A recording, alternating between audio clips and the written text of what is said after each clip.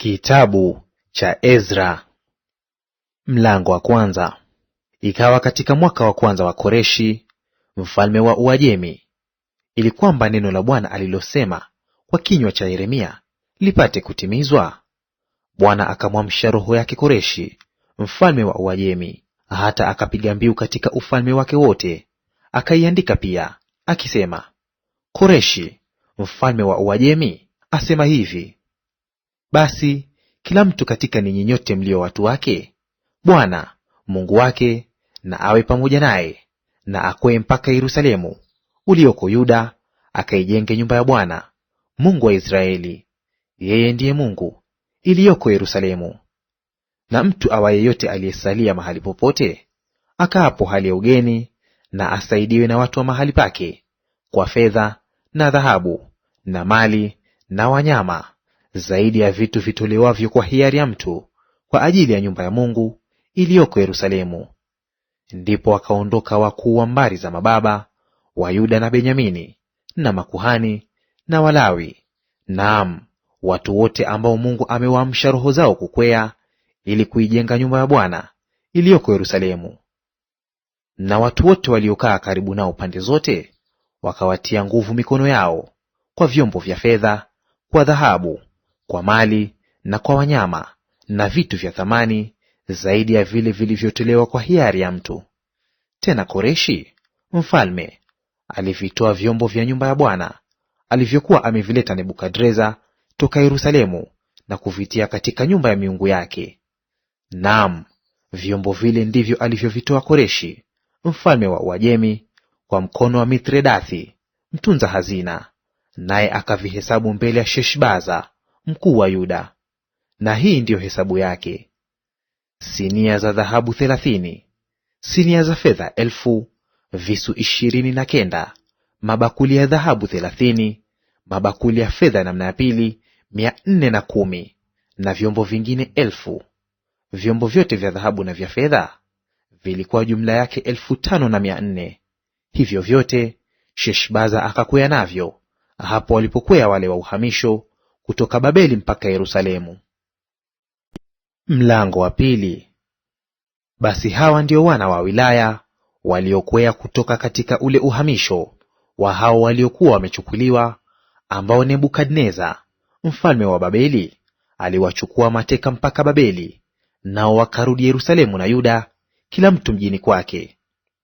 Ndio hawa waliokuja pamoja na Zerubabeli, Yoshua, Nehemia, Seraya, Reelaya, Mordekai, Bilshani, Mispari, Bigwai, Rehumu na Baana. Hii ndiyo hesabu ya wanaume wa watu wa Israeli. Wana wa Paroshi 2,172. Wana wa Shefatia 372. Wana wa Ara 775. Wana wa Pahath-Moabu wa wana wa Yeshua na Yoabu 2,812. Wana wa Elamu 1,254. Wana wa Zatu 945. Wana wa Zakai 760. Wana wa Binui 642. Wana wa Bebai 623. Wana wa Azgadi 1,222. Wana wa Adonikamu 666. Wana wa Bigwai 2,056. Wana wa Adini 454. Wana wa Ateri wa wana wa Hezekia 94.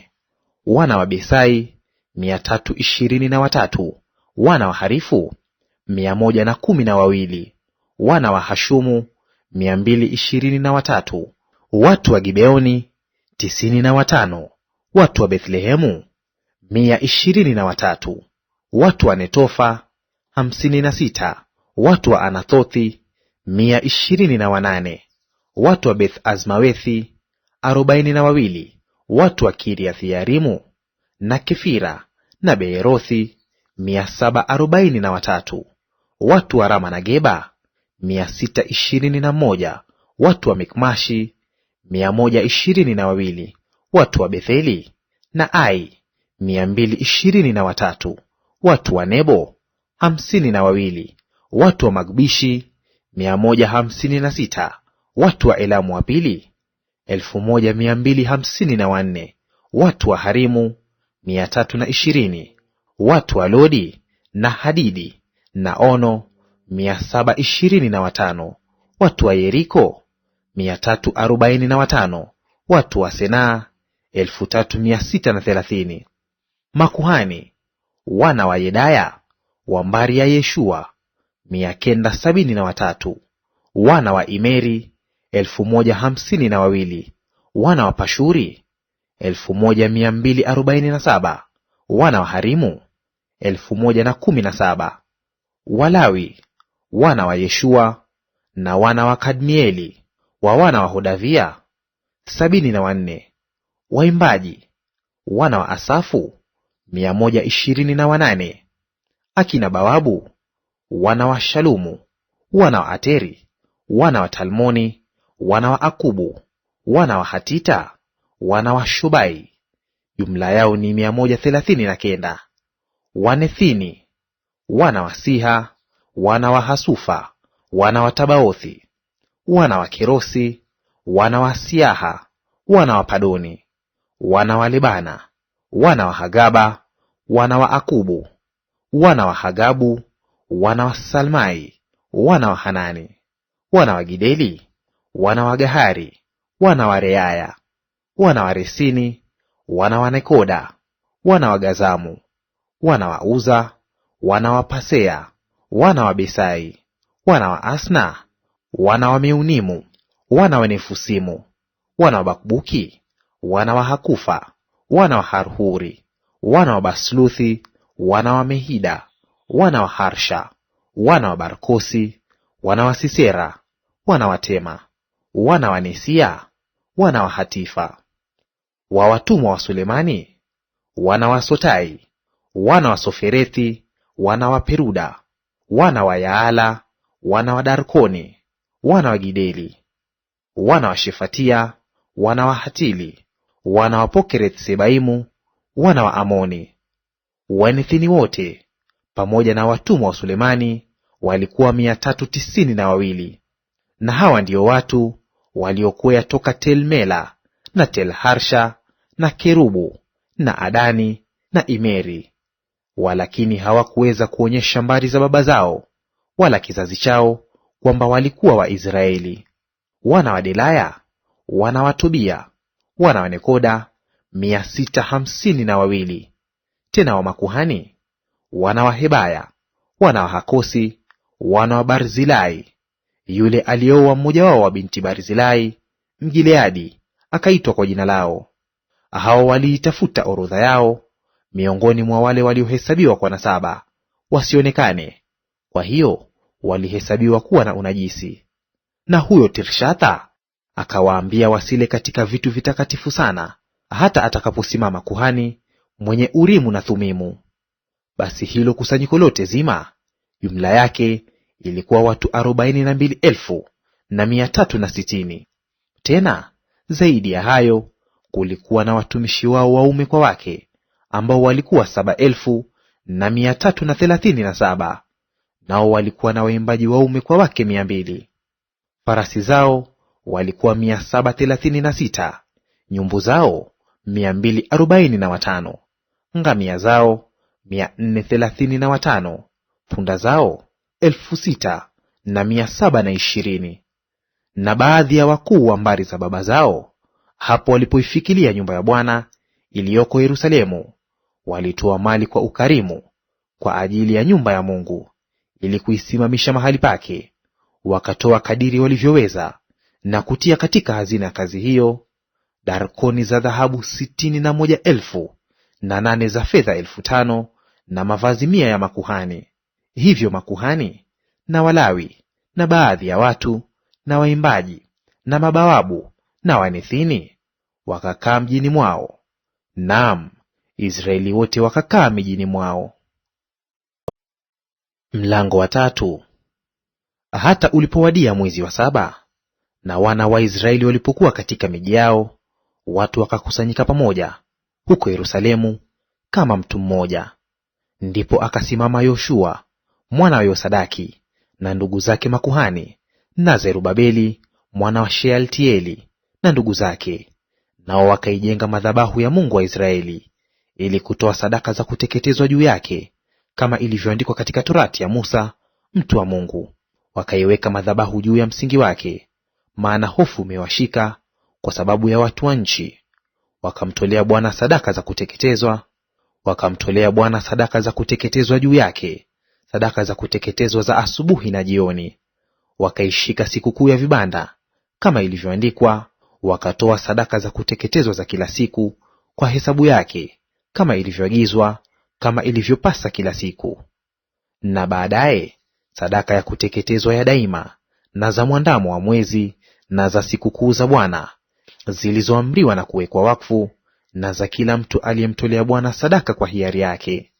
Tangu siku ya kwanza ya mwezi wa 7 walianza kumtolea Bwana sadaka za kuteketezwa, lakini msingi wa hekalu la Bwana ulikuwa haujawekwa bado. Tena waliwapa waashi na maseremala fedha, wakawapa watu wa Sidoni na watu wa Tiro chakula na vinywaji na mafuta, ili walete mierezi kutoka Lebanoni mpaka Yafa kwa njia ya bahari, kwa kadiri walivyopewa ruhusa na Koreshi mfalme wa Uajemi.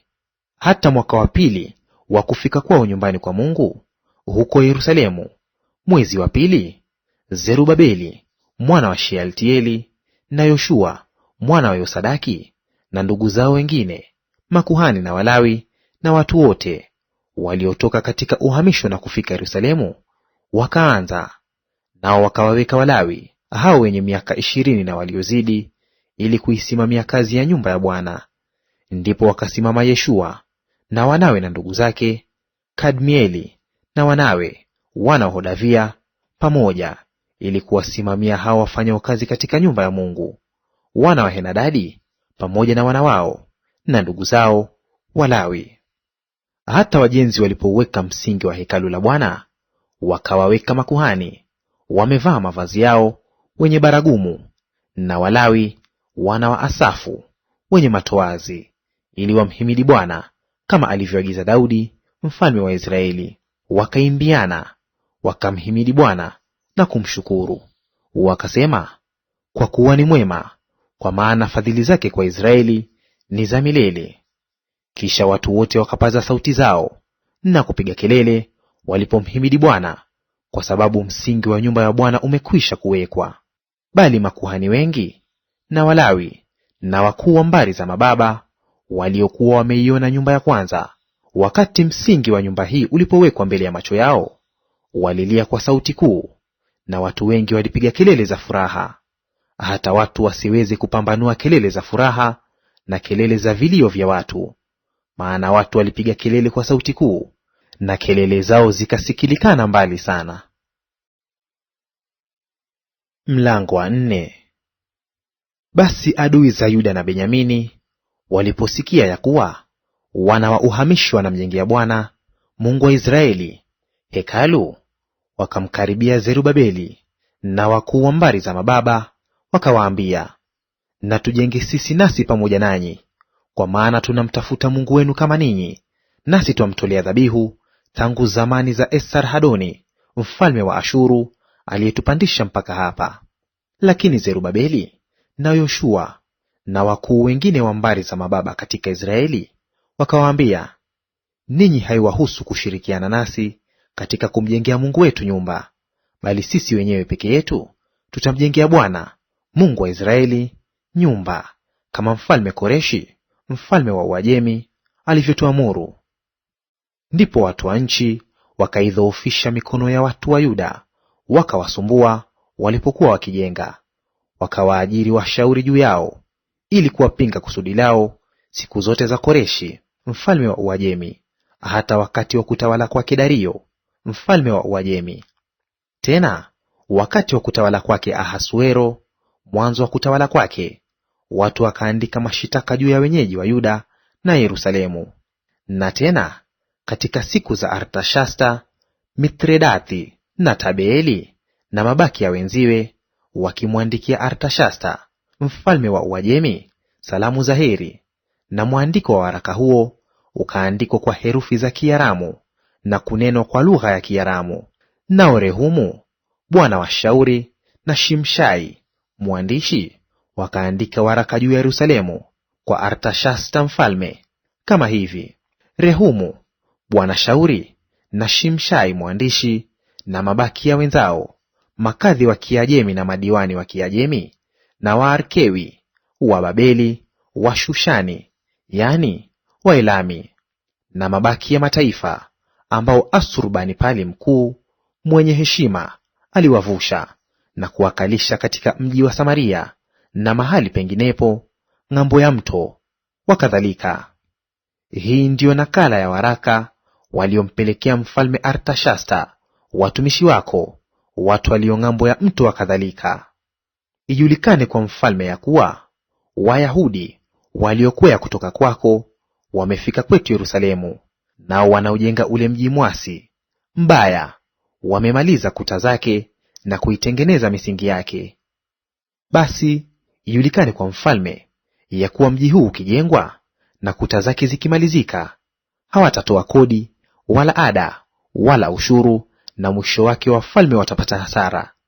Na sisi kwa kuwa tunakula chumvi ya nyumba ya mfalme, wala si wajibu wetu kumwona mfalme akivunjiwa heshima, basi tumetuma watu na kumwarifu mfalme, ili habari zitafutwe katika kitabu cha tarehe za baba zako. Ndivyo utakavyopata kujua kwa kitabu cha tarehe ya kuwa mji huo ni mji mwasi wenye kuwadhuru wafalme na maliwali, na ya kuwa wenyeji wake wamefanya fitina katika mji huo zamani, ndiyo sababu mji huo ukaangamizwa. Tumwarifu mfalme ya kuwa mji huo ukijengwa na kuta zake zikimalizika, hakutakuwa na sehemu ya nchi ng'ambo ya mto. Ndipo mfalme akapeleka majibu kwa Rehumu bwana shauri na Shimshai mwandishi na wenzao wengine waliokaa katika Samaria na penginepo ng'ambo ya mto, salamu wakadhalika. Ule mwaraka mlionipelekea umesomwa mbele yangu, nami nikaelewa na maana yake, nikatoa amri, na watu wametafuta habari. Ikaonekana ya kuwa mji huu zamani umefanya fitina juu ya wafalme, na ya kuwa uasi na fitina zimefanyika ndani yake. Tena walikuwako wafalme wakuu juu ya Yerusalemu, waliotawala nchi yote iliyo ng'ambo ya mto, wakapewa kodi na ada na ushuru. Sasa toeni amri kuwakomesha watu hawa kazi yao, mji huu usijengwe hata mimi nitakapotoa amri. Tena jihadharini, msilegee katika jambo hili. Kwa nini madhara yazidi na wafalme wapate hasara? Hata nakala ya waraka huo wa mfalme Artashasta uliposomwa mbele ya Rehumu bwana shauri na Shimshai mwandishi na wenzao, wakaenda Yerusalemu upesi kwa Wayahudi, wakawakomesha kwa nguvu na kwa kuwashurutisha. Hivyo kazi ya nyumba ya Mungu iliyoko Yerusalemu ikakoma, nayo ikakoma hata mwaka wa pili wa kutawala kwake Dario mfalme wa Uajemi. Mlango wa 5. Basi manabii Hagai nabii na Zekaria mwana wa Ido wakawafanyia unabii Wayahudi waliokuwako Yerusalemu na Yuda, waliwafanyia unabii kwa jina la Mungu wa Israeli. Ndipo akaondoka Zerubabeli mwana wa Shealtieli na Yoshua mwana wa Yosadaki, wakaanza kuijenga nyumba ya Mungu iliyoko Yerusalemu, na pamoja nao walikuwa manabii wa Mungu wakiwasaidia. Wakati ule ule Tatenai liwali wa ng'ambo ya mto na Shetharbozenai na wenzi wao wakawajia, wakawaambia, ni nani aliyewapa amri kuijenga nyumba hii na kuumaliza ukuta huu? Ndipo wakawauliza hivi, majina ya watu wanaofanya ujenzi huu ni nani na nani? Lakini jicho la Mungu lilikuwa likiwaelekea wazee wa Wayahudi, hao wasiwazuie hata habari ile imfikilie Dario. Ndipo jawabu litakapopatikana kwa waraka. Hii ndiyo nakala ya waraka waliompelekea mfalme Dario na Tatenai liwali wa ng'ambo ya mto na Shetharbozenai na wenzake wa Kiajemi waliokuwako huko ng'ambo ya mto walimpelekea waraka nao, na maneno haya yakaandikwa ndani yake. Kwa Dario mfalme, salamu sana. Na ajue mfalme ya kuwa sisi tuliingia nchi ya Yuda tukafika kunako nyumba ya Mungu mkuu iliyojengwa kwa mawe makubwa, na miti imetiwa katika kuta zake, na kazi hii inaendelea kwa bidii na kusitawi katika mikono yao. Ndipo tukawauliza wale wazee, tukawaambia hivi, ni nani aliyewapa amri kuijenga nyumba hii na kuumaliza ukuta huu? Tukawauliza pia majina yao, ili kukuarifu wewe, tupate kuandika majina ya watu waliokuwa wakubwa wao. Wakatujibu hivi wakasema, sisi tu watumishi wa Mungu wa mbingu na nchi, nasi tunaijenga nyumba iliyojengwa zamani sana, yapata miaka mingi, ambayo mfalme mkuu wa Israeli aliijenga na kuimaliza. Lakini hapo baba zetu walipomkasirisha Mungu wa mbingu na nchi, hata akaghadhibika, akawatia mkononi mwa Nebukadreza mfalme wa Babeli Mkaldayo, naye ndiye aliyeharibu nyumba hii, akawachukua watu mateka mpaka Babeli. Lakini katika mwaka wa kwanza wa Koreshi mfalme wa Babeli, Koreshi mfalme alitoa amri ijengwe tena nyumba ya Mungu. Na vyombo vya dhahabu na fedha vya nyumba ya Mungu alivyovitoa Nebukadreza katika hekalu lililokuwako Yerusalemu na kuviingiza katika hekalu la Babeli, vyombo hivyo mfalme Koreshi alivitoa katika hekalu la Babeli, akakabidhiwa mtu jina lake Sheshbaza, ambaye alikuwa amemfanya liwali. Naye akamwambia, chukua vyombo hivi uende ukavitie katika hekalu lililoko Yerusalemu, na nyumba ya Mungu na ijengwe mahali pake. Ndipo yule Sheshbaza alipokuja akaupiga msingi wa nyumba ya Mungu iliyoko Yerusalemu, na tangu wakati ule hata leo imekuwa ikijengwa, wala bado haijamalizika. Basi sasa mfalme akiona vema, watu na watafute katika nyumba ya hazina ya mfalme iliyoko huko Babeli, kama ni kweli ya kuwa mfalme Koreshi alitoa amri kuijenga nyumba hiyo ya Mungu katika Yerusalemu, na mfalme akatuletee habari ya mapenzi yake katika jambo hili. Mlango wa sita. Ndipo mfalme Dario akatoa amri, na watu wakatafuta katika nyumba ya vyuo vya tarehe hapo akiba zilipowekwa katika Babeli. Na chuo kimoja kilipatikana huko Akmetha katika nyumba ya mfalme iliyo katika wilaya ya Umedi, na ndani yake maneno haya yameandikwa ili yakumbukwe.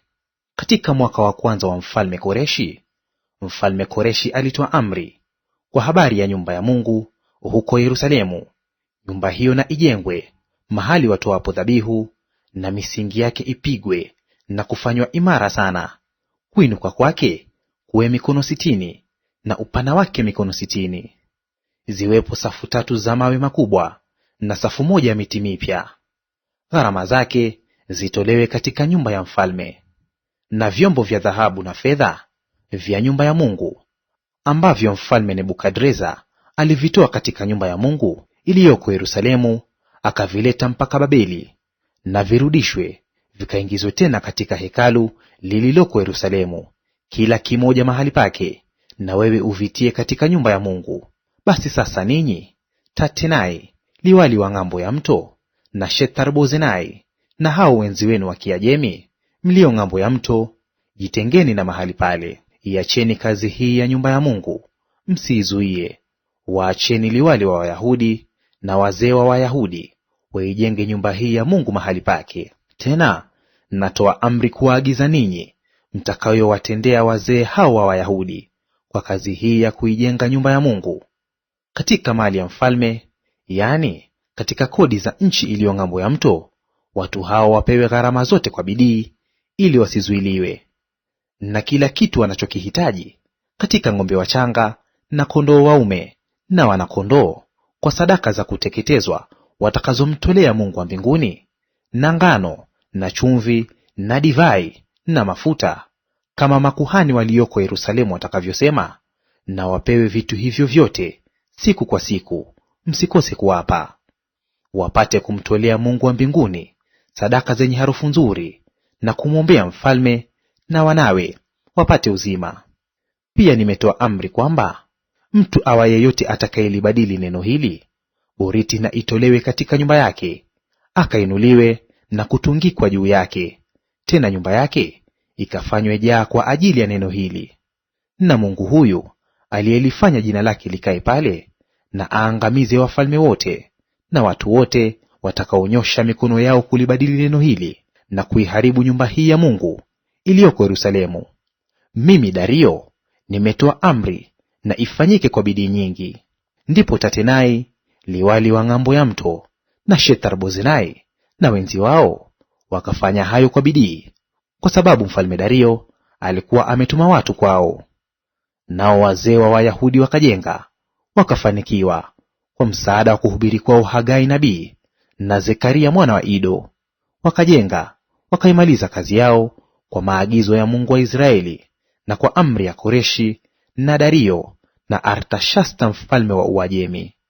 Nyumba hiyo ikamalizika siku ya 3 ya mwezi Adari, katika mwaka wa 6 wa kutawala kwake mfalme Dario. Na wana wa Israeli na makuhani na Walawi na watu wengine katika hao waliohamishwa wakaiweka wakfu nyumba ya Mungu kwa furaha. Na katika kuiweka wakfu nyumba ya Mungu wakatoa sadaka ng'ombe 100 na kondoo waume 200 na wana kondoo 400.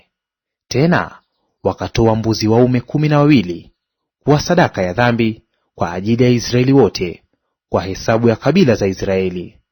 Wakawaweka makuhani katika kura zao, wakawaweka na Walawi katika zamu zao kwa ajili ya huduma ya Mungu iliyokuwako Yerusalemu, vile vile kama ilivyoandikwa katika chuo cha Musa. Kisha wana wa uhamisho wakaifanya Pasaka mwezi wa kwanza, siku ya 14 ya mwezi. Kwa maana makuhani na Walawi walikuwa wamejitakasa wote pamoja, wote walikuwa hali ya tohara. Wakachinja Pasaka kwa ajili ya wana wote wa uhamisho, na kwa ajili ya ndugu zao makuhani, na kwa ajili ya nafsi zao. Wana wa Israeli wakalia, wale waliorudi kuitoka nchi ya uhamisho wao, na watu wote ambao pamoja nao wamejitenga na uchafu wa taifa za nchi, ili kumtaka Bwana Mungu wa Israeli. Wakaifanya sikukuu ya mikate isiyotiwa chachu kwa furaha kwa muda wa siku 7, kwa kuwa Bwana amewafurahisha na kumgeuza moyo mfalme wa Ashuru awaelekee, ili awatie nguvu mikono yao katika kazi hiyo ya nyumba ya Mungu, Mungu wa Israeli. Mlango wa 7.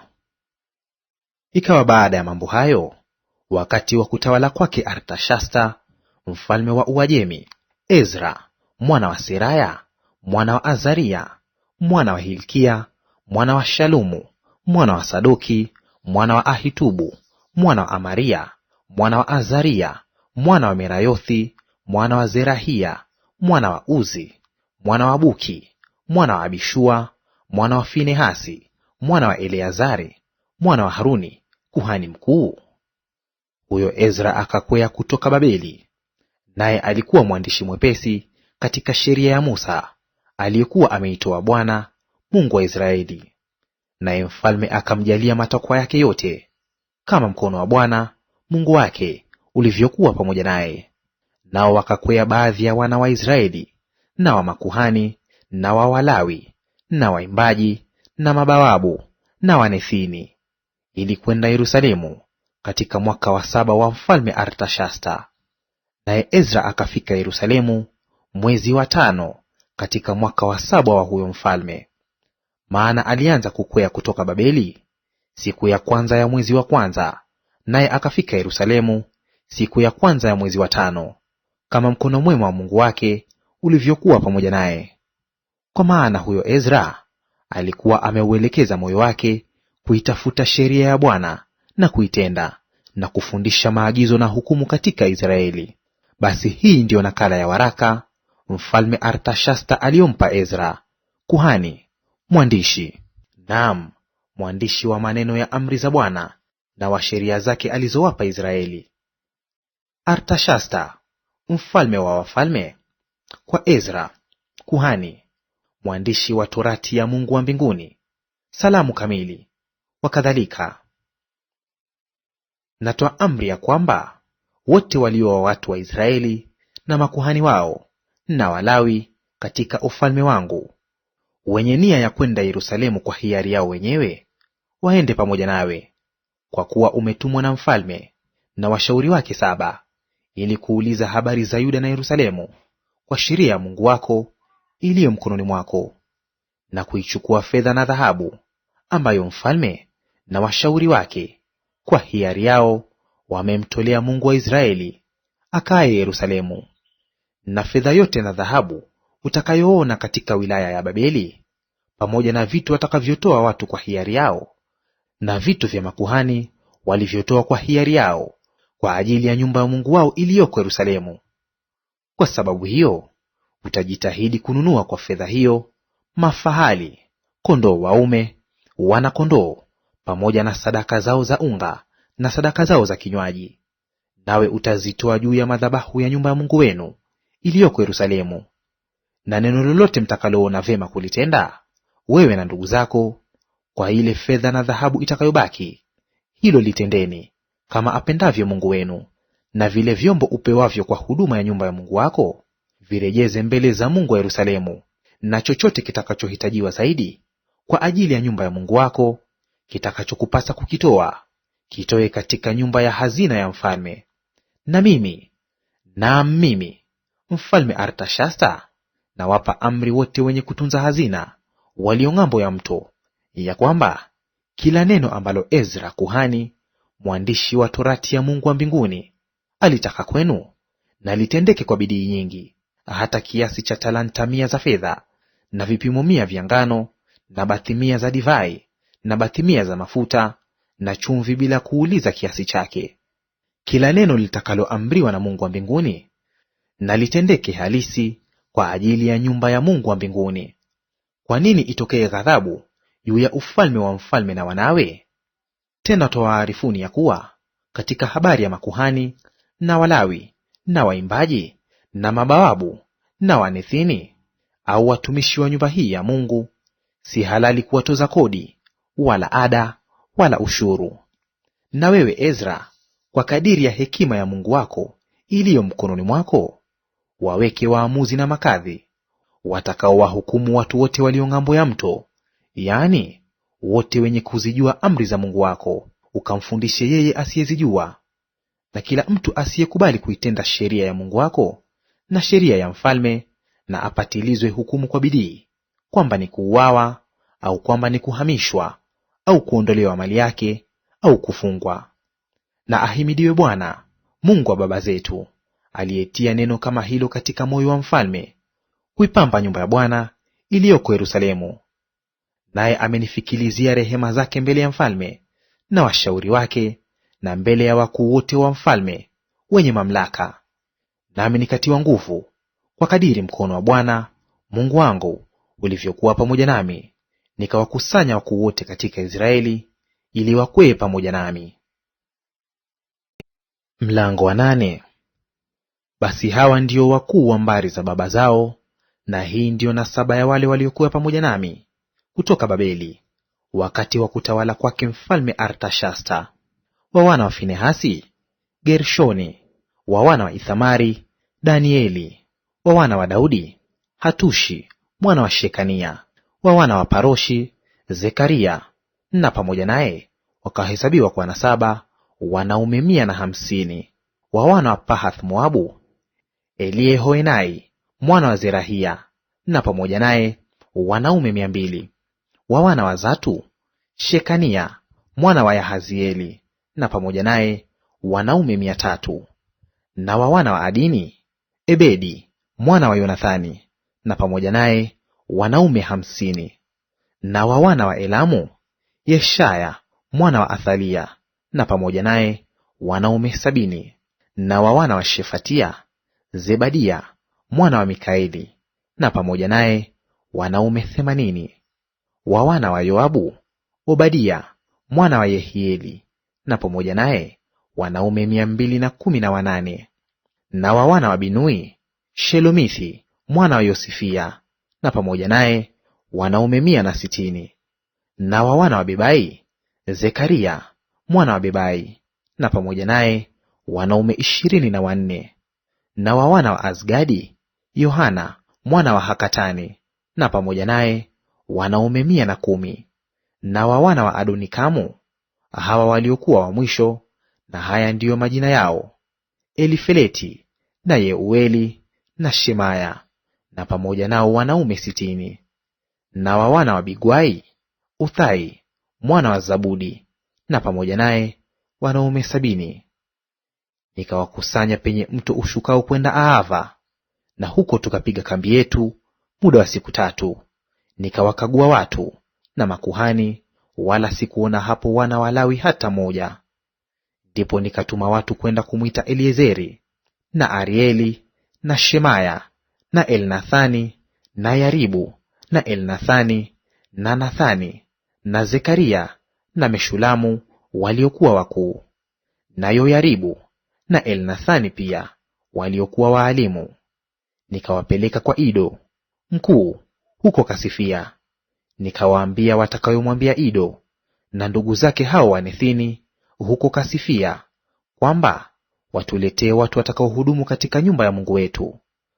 Na kama mkono mwema wa Mungu wetu ulivyokuwa pamoja nasi, wakamletea Ishekeli, mmoja wa wana wa Mali, mwana wa Lawi, mwana wa Israeli, na Sherebia pamoja na wanawe na ndugu zake, watu 10 na wanawe, na Hashabia na pamoja naye Yeshaya wa wana wa Merari na ndugu zake na wana wao, watu 20. Na katika Wanethini ambao Daudi na wakuu walikuwa wamewaweka kwa ajili ya utumishi wa Walawi, Wanethini 220, wote wametajwa kwa majina yao. Ndipo nikaamuru kufunga hapo penye mto Ahava, ili tupate kujinyenyekeza mbele za Mungu na kutafuta kwake njia iliyonyoka, kwa ajili yetu sisi wenyewe na kwa ajili ya watoto wetu na kwa mali yetu yote. Maana naliona haya kumwomba mfalme kikosi cha askari na wapanda farasi, ili kutusaidia juu ya adui njiani. Kwa maana tulikuwa tumesema na mfalme tukinena, mkono wa Mungu ujuu ya wote wamtafutao kuwatendea mema, bali uweza wake na ghadhabu yake ni kinyume cha wote wamwachao. Basi tukafunga tukamsihi Mungu wetu kwa ajili ya hayo, naye akatutakabali. Ndipo nikawatenga watu 12 wa wakuu wa makuhani, nao ni Sherebia na Hashabia, na watu 10 wa ndugu zao pamoja nao. Nami nikawapimia kwa mizani zile fedha na dhahabu na vile vyombo, matoleo kwa ajili ya nyumba ya Mungu wetu, ambayo mfalme na washauri wake na wakuu wake na Israeli wote waliokuwapo walikuwa wameyatoa. Nami nikawapimia mikononi mwao talanta za fedha 650, na vyombo vya fedha talanta 100, na talanta 100 za dhahabu, na mabakuli 20 ya dhahabu, thamani yake darkoni 1000, na vyombo 2 vya shaba nzuri iliyong'aa, thamani yake sawa na dhahabu. Kisha nikawaambia, ninyi mmekuwa watakatifu kwa Bwana, na hivyo vyombo ni vitakatifu. Na fedha na dhahabu ni matoleo ya hiari kwa Bwana Mungu wa baba zenu. Basi angalieni na kuvitunza vitu hivi, hata mtakavyovipima mbele ya wakuu wa makuhani na Walawi na wakuu wa mbari za mababa wa Israeli huko Yerusalemu, katika vyumba vya nyumba ya Bwana. Hivyo makuhani na Walawi wakaupokea uzani wa fedha na dhahabu na vyombo, ili kuvileta Yerusalemu nyumbani kwa Mungu wetu. Ndipo tukasafiri toka mtoni Ahava siku ya 12 ya mwezi wa kwanza, ili kwenda Yerusalemu. Mkono wa Mungu ulikuwa pamoja nasi, ukatuokoa na mkono wa adui na mtu mwenye kutuvizia njiani. Tukafika Yerusalemu, tukakaa huko muda wa siku 3. Hata siku ya 4 hizo fedha na dhahabu na vile vyombo vilipimwa ndani ya nyumba ya Mungu, vikatiwa mkononi mwa Meremothi mwana wa Uria kuhani, na pamoja naye alikuwapo Eleazari mwana wa Finehasi, na pamoja nao Yozabadi mwana wa Yeshua na Noadia mwana wa Binui Walawi. Vile vyombo vyote kwa hesabu na kwa uzani, tena uzani wake wote uliandikwa wakati ule. Na wana wa uhamisho waliokuwa wametoka katika uhamisho wakamtolea Mungu wa Israeli sadaka za kuteketezwa, ng'ombe 12 kwa ajili ya Israeli wote, na kondoo waume 96, na wana-kondoo 77, na mbuzi waume 12, kuwa sadaka ya dhambi. Hao wote pia walikuwa sadaka ya kuteketezwa kwa Bwana. Wakawapa manaibu wa mfalme na maliwali wa ng'ambo ya mto maagizo ya mfalme, nao wakawapa watu na nyumba ya Mungu msaada. Mlango wa 9. Na mambo hayo yalipokwisha kutendeka, wakuu wakanikaribia wakisema, watu wa Israeli na makuhani na Walawi hawakujitenga na watu wa nchi hizi, wamefanya sawasawa na machukizo yao, yaani ya Wakanaani na Wahiti na Waperizi na Wayebusi na Waamoni na Wamoabi na Wamisri na Waamori. Maana wamewatwaa binti zao kuwa wake zao na wake za watoto wao. Basi mbegu takatifu wamejichanganya na watu wa nchi hizi. Naam, mkono wa wakuu na mashehe umetangulia katika kosa hili. Nami niliposikia hayo, nikararua nguo yangu na joho yangu, nikang'oa nywele za kichwa changu na ndevu zangu, nikaketi kwa mshangao. Ndipo wakanikusanyikia watu wote walioyatetemekea maneno ya Mungu wa Israeli, kwa sababu ya lile kosa la watu wa uhamisho. Nami nikaketi kwa mshangao hata wakati wa sadaka ya jioni. Na wakati wa sadaka ya jioni nikainuka baada ya kunyenyekea kwangu, nguo yangu na joho yangu zimeraruliwa, nikaanguka magotini, nikakunjua mikono yangu mbele za Bwana Mungu wangu. Nikasema, Ee Mungu wangu, nimetahayari, naona haya kuinua uso wangu mbele zako, Mungu wangu, kwa maana maovu yetu ni mengi, hata yamefika juu ya vichwa vyetu, na hatia yetu imeongezeka na kufika mbinguni. Tangu siku za baba zetu tumekuwa na hatia kupita kiasi hata leo, na kwa sababu ya maovu yetu sisi na wafalme wetu na makuhani wetu, tumetiwa katika mikono ya wafalme wa nchi hizi, tumepigwa kwa upanga, tumechukuliwa mateka, tumenyang'anywa mali zetu, tumetiwa haya nyuso zetu, kama hivi leo.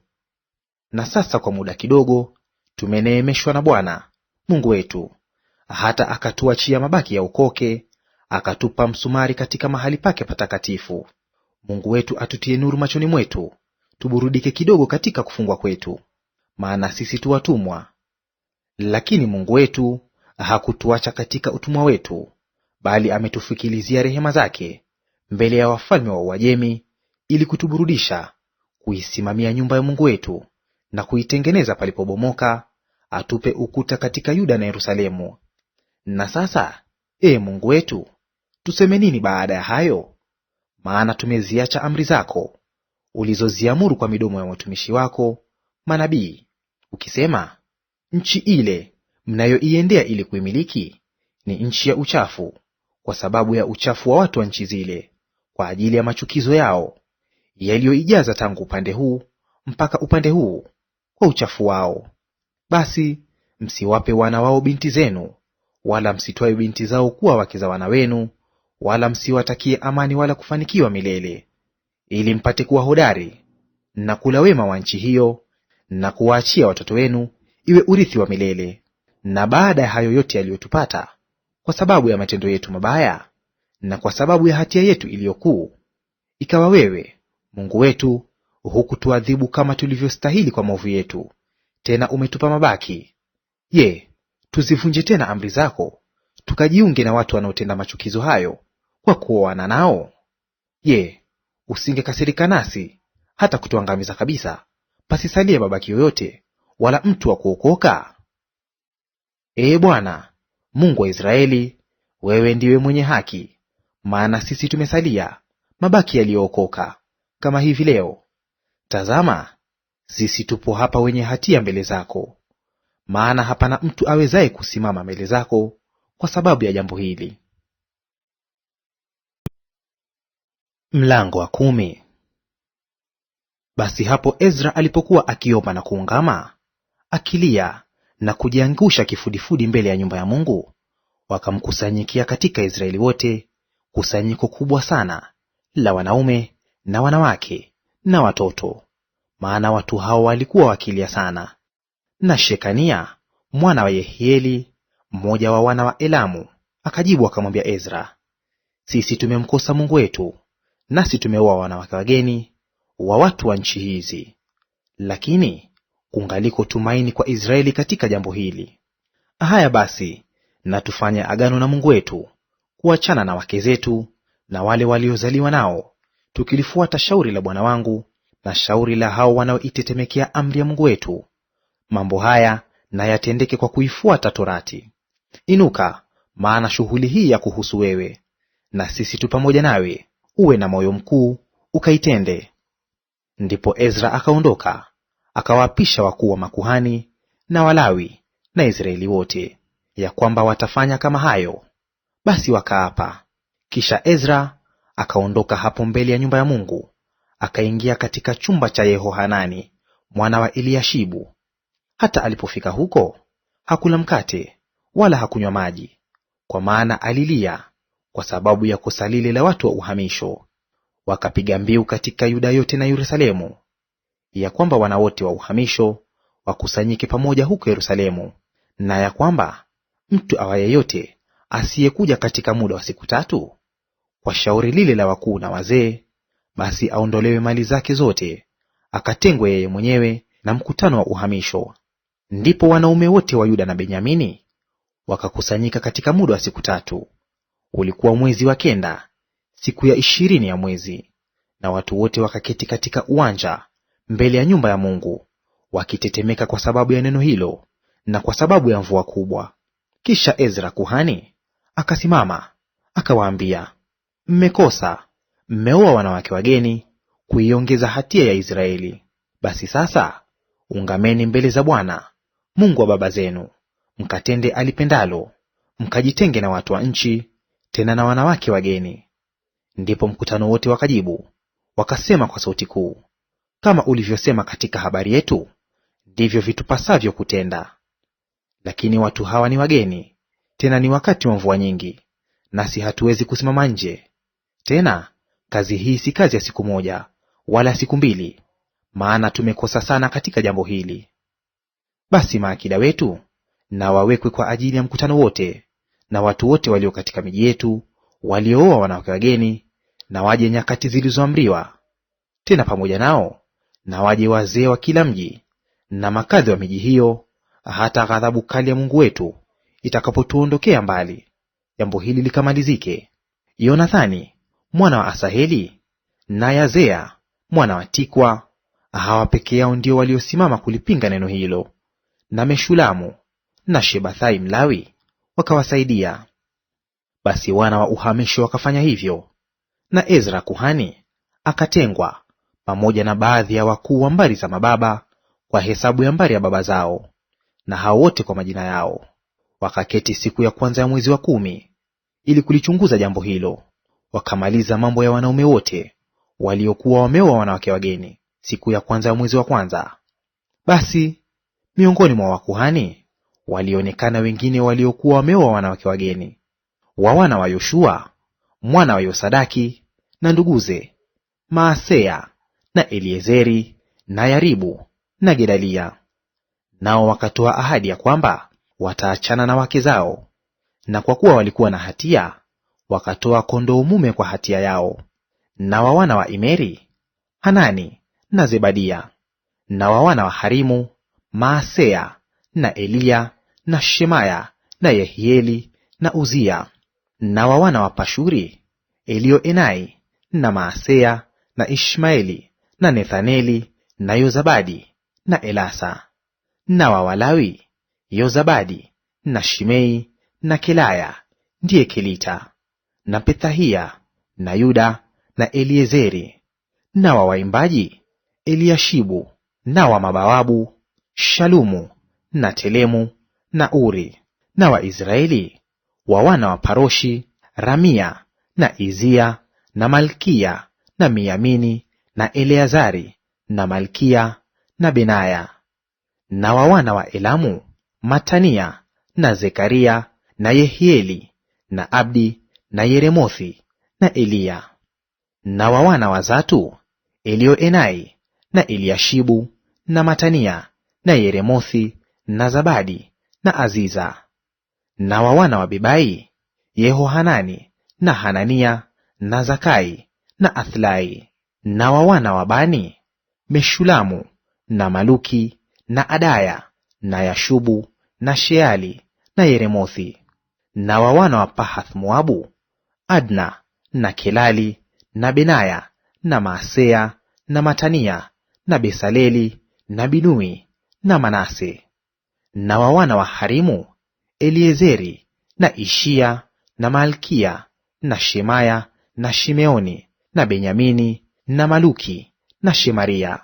Na wa wana wa Hashumu, Matenai na Matata na Zabadi na Elifeleti na Yeremai na Manase na Shimei. Na wa wana wa Bani, Maadai na Amramu na Ueli na Benaya na Bedeya na Keluhi na Wania na Meremothi na Eliashibu na Matania na Matenai na Yaasu. Na wa wana wa Binui, Shimei na Shelemia na Nathani na Adaya na Maknadebai na Shashai na Sharai na Azareli na Shelemia na Shemaria na Shalumu na Amaria na Yusufu. Na wa wana wa Nebo, Yeieli na Matithia na Zabadi na Zebina na Ido na Yoeli na Benaya. Hao wote walikuwa wameua wanawake wageni, na wake zao wengine walikuwa wamezaa watoto.